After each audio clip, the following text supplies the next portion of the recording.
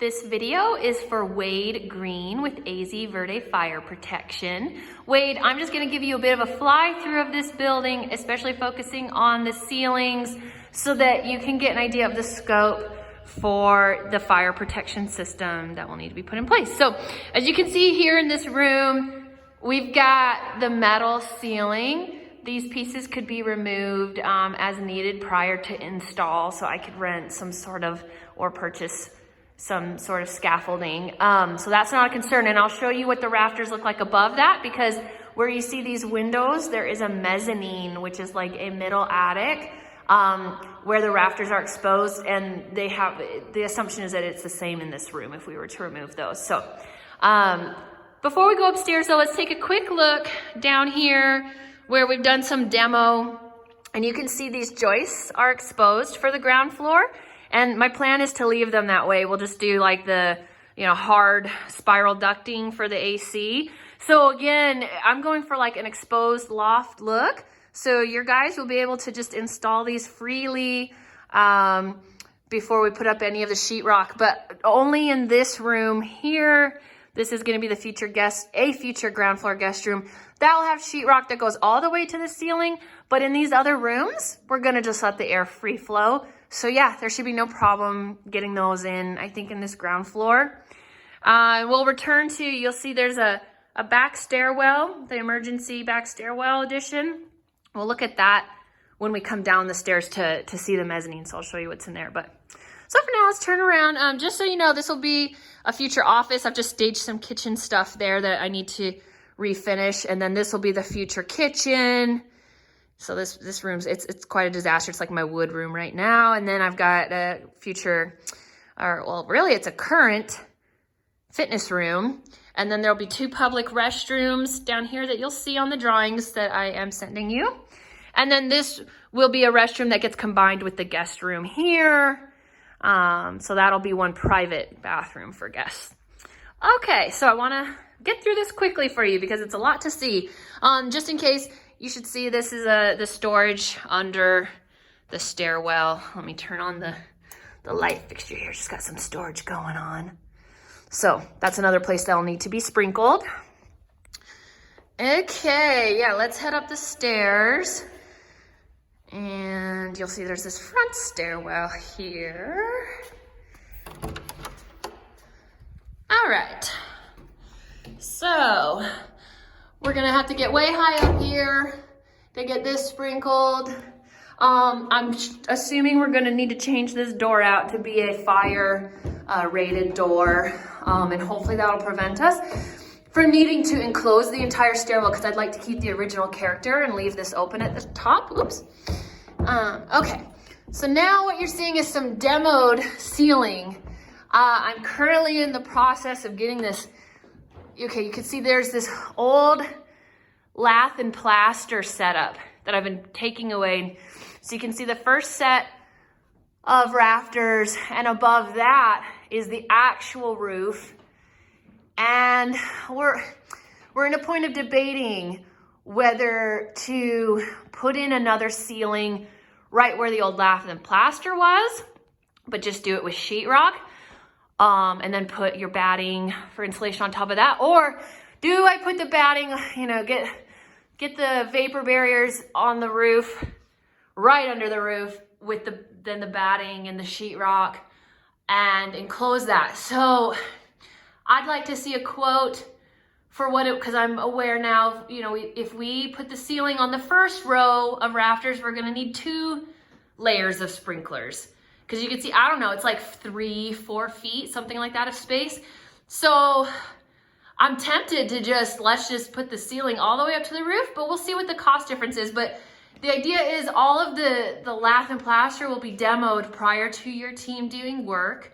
So they should have easy access to all of that before we button up, let me actually back up here.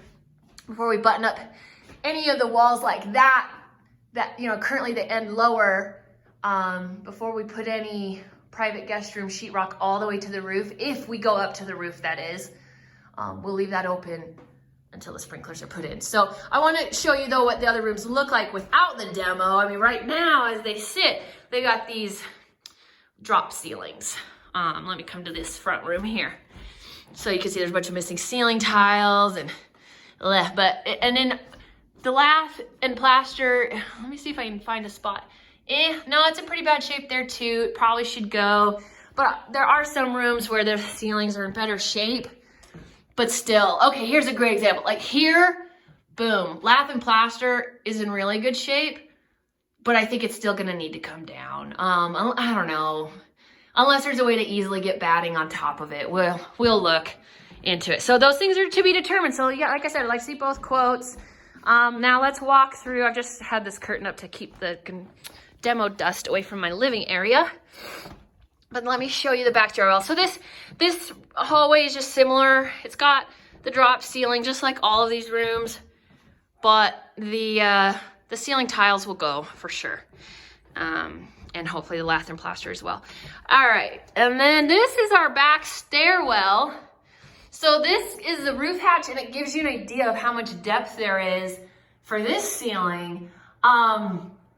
I'm guessing there's no insulation above this sheetrock, but I want it to be. And that's like about, I don't know, 1.5 feet, 2 feet max of depth. So it would be nice to just fill that whole thing with insulation so we don't, because first off, this stairwell is really poorly insulated. It's horrible.